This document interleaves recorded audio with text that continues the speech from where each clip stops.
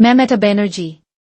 সোম থেকে সোম ৮ দিনে ৩ ঘটনায় নেত্রী মমতার কর্তৃত্ব স্পষ্ট। দলের অন্দরে দিদি কেন আক্রমণাত্মক? মমতা আক্রমণাত্মক হতেই সমান্তরালভাবে দলীয় সংগঠনে অভিষেক বন্দ্যোপাধ্যায়ের ভূমিকা এবং ভবিষ্যৎ নিয়েও আলোচনা শুরু হয়েছে। প্রশ্ন উঠছে, অভিষেককে কি পরোক্ষে ডায়মন্ড হারবারের গণ্ডিতে আবদ্ধ করে দেওয়া হল? গত ৩ বছরের শাসনকালে প্রশাসক মমতা বন্দ্যোপাধ্যায়কে প্রথমবার পিছু হটতে হয়েছিল আরজিকর আন্দোলনের সামনে। কলকাতার পুলিশ কমিশনার থেকে শুরু করে স্বাস্থ্য প্রশাসনের একাধিক কর্তাকে সরিয়ে দিতে এক প্রকার বাধ্য হয়েছিলেন তিনি। কিন্তু সেই আন্দোলনের দ্বিতীয়ার্ধ মমতার আন্দোলন কার্যত থেমে গিয়েছে। যে নাগরিক আন্দোলন রাজ্যের রাজপথে ঢেউ তুলেছিল তার ছিটেফোঁটাও আর সেভাবে নেই। উপরন্তু ৬টি বিধানসভার উপনির্বাচনে তৃণমূল জিতেছে দাপট দেখিয়ে। তার পরবর্তী অধ্যায়ে মমতা দলের অন্দরে এবং সরকারে তার নিরঙ্কুশ নিয়ন্ত্রণ রাখার প্রশ্নে যে সমস্ত বার্তা দিচ্ছেন তা দেখে মনে হওয়া স্বাভাবিক যে আরজিকর পর্বে মুখ্যমন্ত্রী যতটা কোণঠাসা ছিলেন এখন ততটাই আক্রমণাত্মক। এক সোমবার থেকে আর এক সোমবার ৮ দিনের মধ্যে ৩টি ঘটনায় মুখ্যমন্ত্রী এবং তৃণমূল নেত্রীর সেই মনোভাব স্পষ্ট হয়ে গিয়েছে। এক সোমবার কালীঘাটের বাড়ির লাগোয়া দফতরে দলের জাতীয় কর্মসমিতির বৈঠক করেছিলেন মমতা। সেখানে গৃহীত এক গুচ্ছ সিদ্ধান্তে স্পষ্ট হয়ে গিয়েছিল দল এবং সরকারের নিরঙ্কুশ কর্তৃত্ব রাখছেন তিনি। আর এক সোমবার বিধানসভার পরিষদীয় দলের বৈঠকেও মমতা যা বলেছেন তাতে আরও স্পষ্ট হয়ে গিয়েছে যে তার এক এবং একমাত্র নেতৃত্ব নিয়ে কোথাও যেন কোনো ধোঁয়াশা না থাকে। সংসদে দলের ভূমিকা এবং অবস্থান কি হবে সে ব্যাপারেও যে তিনিই শেষ কথা বলবেন ২ সোমবারের মধ্যে তাও খোলসা করে দিয়েছিলেন তৃণমূলের সর্বময় নেত্রী। অর্থাৎ দলে, সংসদীয় দলে এবং পরিষদীয় দলে তিনিই শেষ কথা। সরকারে তো বটেই, কারণ তিনিই মুখ্যমন্ত্রী। মমতার কথায় স্পষ্ট যে ২০২৬ সালের বিধানসভা ভোটের আগে সরকার তো বটেই, তৃণমূলও আগাপাশতলা চলবে তারই পরিকল্পনা মতো। দ্ব্যর্থহীন ভাষায় প্রকাশ্যেই তা জানিয়ে দিয়েছেন মমতা। কিন্তু তিনি এতটা আক্রমণাত্মক হলেন কেন? এই প্রশ্নের পাশাপাশি শাসক শিবিরের অন্দরে সমান্তরালভাবে আলোচনা শুরু হয়েছে দলীয় সংগঠনে অভিষেক বন্দ্যোপাধ্যায়ের ভূমিকা এবং ভবিষ্যৎ নিয়েও। কোনো নেতাই আনুষ্ঠানিকভাবে অবশ্য কিছু বলছেন না। তবে একান্ত আলোচনায় এটা বলছেন যে যদি বা কোনো জটিলতা তৈরি হয়েও থাকে তা মিটতেও বেশি সময় লাগবে না। অতীতে বিভিন্ন উদাহরণ তেমনই বলছে।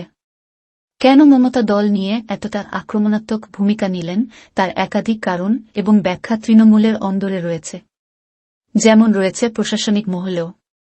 মূলত ৩টি কারণের কথা বলা হচ্ছে। তবে উভয় তরফই যে কারণটিতে সবচেয়ে বেশি জোর দিচ্ছে তা হল আরজিকর নিয়ে আন্দোলনের পরে উপনির্বাচনে বিপুল জয়। তৃণমূলের এক প্রথম সারির নেতার কথায় উনি খোঁজখবর নিয়ে জেনেছেন একই রাজ্যে বিধানসভা ভোট হলেও বিজেপি ৫-০ বেশি আসন পাবে না।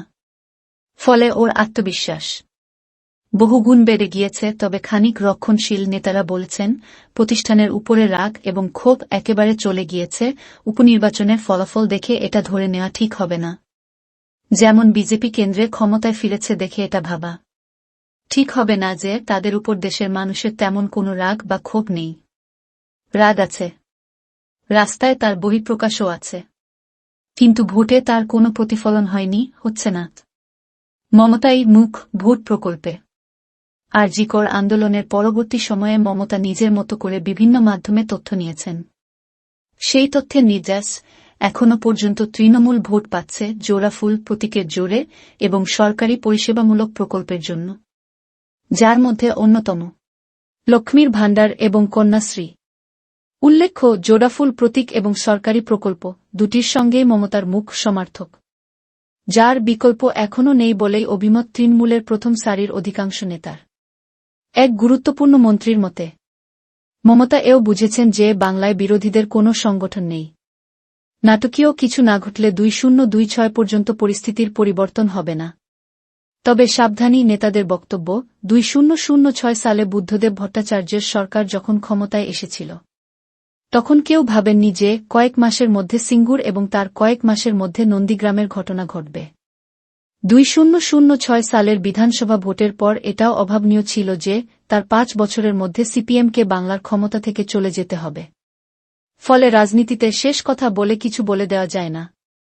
তবে পাশাপাশি ওই নেতাদের বক্তব্য, মমতা আগামী ১.৫ বছরের সরকার চালাতে গিয়ে বুদ্ধদেবের মতো কোনো হঠকারী সিদ্ধান্ত নেবেন না, বরং লক্ষ্মীর ভাণ্ডারের মতো জনকল্যাণমুখী প্রকল্পের আওতায় আরও মানুষকে আনা বা ওই অর্থের বরাদ্দ বাড়িয়ে দেওয়ার মতো ইতিবাচক পদক্ষেপ করবেন।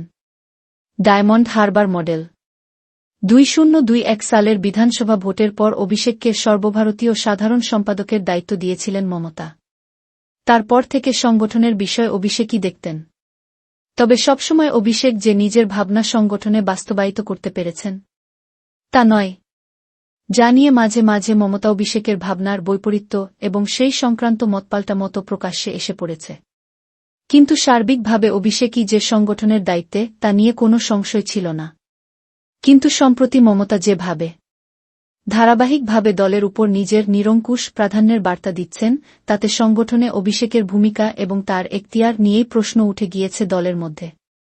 তৃণমূলের এক প্রথম সারির নেতার বক্তব্য, মমতার শাসনকালে সবচেয়ে কঠিন সময় গিয়েছে আরজিকর আন্দোলনের পর্বে। প্রশাসনিক এবং রাজনৈতিক উভয় দিকেই তৃণমূল একটা টালমাটাল অবস্থার মধ্যে পড়েছিল। তৃণমূলের অনেকের বক্তব্য, সেই পর্বে অভিষেকের সক্রিয় না হওয়া, কিছু এক্স পোস্টের মধ্যে নিজেকে সীমাবদ্ধ রেখেছিলেন।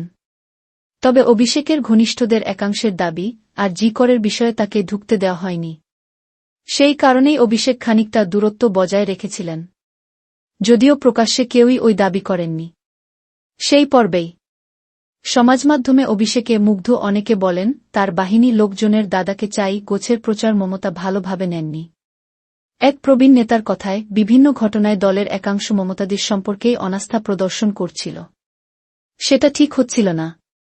দিদি সেটা বুঝতে পেরেই যা করার করেছেন। জাতীয় কর্মসমিতির বৈঠকের পর দলের সর্বভারতীয় সাধারণ সম্পাদক অভিষেককে দিল্লির মুখপাত্র বলে বর্ণনা করেছিলেন মন্ত্রী চন্দ্রিমা ভট্টাচার্য। তা নিয়ে দলের অন্দরে টানাপোড়েনও শুরু হয়েছিল। অভিষেক ঘনিষ্ঠেরা পত্রপাঠ বলেছিলেন, দলের সর্বভারতীয় সাধারণ সম্পাদক কখনোই দলের মুখপাত্র নন। সংসদে দলের ভূমিকা কী হবে এবং জাতীয় স্তরের বিভিন্ন বিষয়ে মতামত দেবেন তিনি। গত সপ্তাহে তৃণমূলের সংসদীয় দলের বৈঠকে অভিষেক নেতার ভূমিকাতেই তার মতামত দিয়েছিলেন। কিন্তু তার পরদিনই মমতা লোকসভা এবং রাজ্যসভার ৫ সাংসদের নাম করে বলে দেন, সংসদে দলের অবস্থান কী হবে তা ওই ৫ জন সিদ্ধান্ত নিয়ে তাকে জানাবেন। তিনি তাদের পরামর্শ দেবেন। মমতা বলেছিলেন, কোনো ব্যক্তিবিশেষের সিদ্ধান্তে দলের অবস্থান ঠিক হবে না। পাশাপাশিই বলেছিলেন, আমি সংসদীয় দলের চেয়ারপারসন। তার পিঠোপিঠি ডায়মন্ড হারবারের কর্মসূচির মঞ্চ থেকে অভিষেক বলেছিলেন, আমিতে নয়, আমরায় বিশ্বাস করি, টিমওয়ার্কে বিশ্বাস করি। তার ৪-৮ ঘণ্টার মধ্যে সোমবার মমতা ফের দলীয় বিধায়কদের মনে করিয়ে দিয়েছেন, তিনিই চেয়ারপারসন। ঘটনাপ্রবাহ দেখে তৃণমূলের এক সাংসদ বলছেন, লোকসভা ভোটের ৬ মাস আগে দলে কৌতূহল ছিল, অভিষেক কি ডায়মন্ড হারবারের চৌকাঠ পেরিয়ে সারা রাজ্যে পা রাখবেন? ৬ মাস পর দলে প্রশ্ন, অভিষেককে কি আবার ডায়মন্ড হারবারের গণ্ডির মধ্যেই আবদ্ধ করে দেওয়া হল? খানিক হালকা চালে তার মন্তব্য, এটা দিদির ডায়মন্ড হারবার মডেলয়, পুরনো চাল, প্রবীণ চলন। অভিষেক দায়িত্ব পাওয়ার পর প্রাথমিকভাবে সংগঠনে যে সংস্কার করেছিলেন তা হল প্রশাসনিক জেলায় একাধিক সাংগঠনিক জেলা গঠন করা। তার অন্যতম উদ্দেশ্য ছিল বেশি সংখ্যক নেতৃত্ব তৈরি করা এবং তাদের দলের অন্দরের জায়গা দেওয়া। সেই ব্যবস্থা এখনো চালু আছে। কিন্তু গত কয়েক মাস ধরে একাধিক পুরনো এবং অধুনা ব্রাত্য নেতার থেকে সংশ্লিষ্ট জেলার বিষয়ে খোঁজ খবর নিচ্ছেন মমতা, যার শুরু আরজিকর পর্বে। ওই নেতারাই মমতাকে বলেছিলেন, নাগরিক আন্দোলনের কোনো প্রভাব ভোটে পড়বে না। শহর এবং মফস্বলের বাইরে বিস্তীর্ণ গ্রামাঞ্চলে যে আরজিকর আন্দোলনের প্রভাব নেই, মমতাকে তাও বলেছিলেন তারা। যে তথ্য মিলে গিয়েছে, যে নেতাদের থেকে মমতা খবরাখবর নিচ্ছেন বানিয়েছেন, তারা অবিভক্ত জেলার সভাপতি ছিলেন বলেই তৃণমূল সূত্রের বক্তব্য। সে খবর রয়েছে অনেক বর্তমান সাংগঠনিক জেলা সভাপতির কাছে। তারা একান্ত আলোচনায় সে কথা গোপনও করছেন না। প্রবীণ এবং পুরনো নেতাদের থেকে জেলার খোঁজ নেওয়া, জাতীয় কর্মসমিতিতে কল্যাণ বন্দ্যোপাধ্যায়, বিমান বন্দ্যোপাধ্যায়, মালা রায়দের মতো প্রবীণদের সংযোজন, মুখপাত্রদের তালিকা থেকে অভিষেক ঘনিষ্ঠ বলে পরিচিতদের বাদ রাখার মতো সিদ্ধান্ত দেখে তৃণমূলের বিভিন্ন পর্যায়ে এই বার্তা পেয়েছে যে নবীন তত্ত্ব খারিজ করে দিয়েছেন দলের সর্বোচ্চ নেত্রী।